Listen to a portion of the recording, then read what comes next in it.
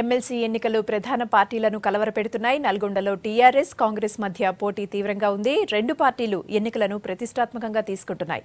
అయితే మొదటి ప్రాధాన్యత, రెండో ప్రాధాన్యత ఓటింగ్ విధానంపై ఓటర్లకు అవగాహన లేకపోవడం క్యాండిడేట్స్ ను టెన్షన్ పెడుతోంది.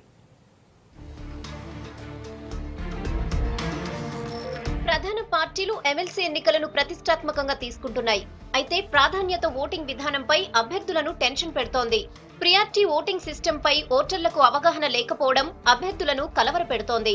ప్రొసీజర్ ప్రకారం ఓటు వేయకపోతే చెల్లని ఓట్ల సంఖ్య పెరిగే అవకాశం ఉంది. దీంతో గెలుపోటములు తారుమారయ్యే ప్రమాదం ఉంది.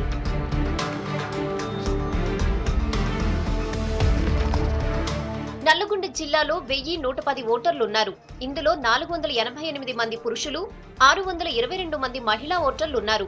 మహిళా ఓటర్లే గెలుపోటములలో కీ రోల్ ప్లే చేయనున్నారు. అయితే వీళ్లలో ఓటింగ్ పై అవగాహన లేని వాళ్లే ఎక్కువ మంది. బ్యాలెట్ లో అభ్యర్థి పేరు, పార్టీ, అభ్యర్థి ఫోటో ఉంటుంది.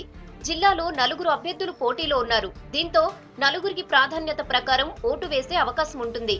అయితే ఓటు వేసేటప్పుడు ప్రియారిటీ మిస్ అయితే అభ్యర్థుల తలరాతలు మారే ఛాన్స్ ఉంది.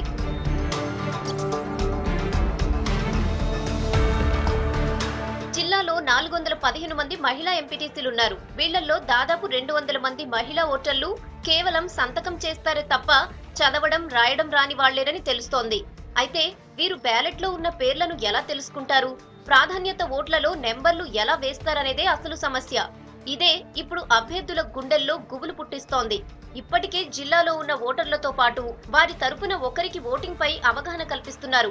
తమ పార్టీకి చెందిన ఓటర్లు సరిగ్గా ఓటేయకపోతే రిజల్ట్ మారిపోతుందని టెన్షన్ పడుతున్నారు అభ్యర్థులు.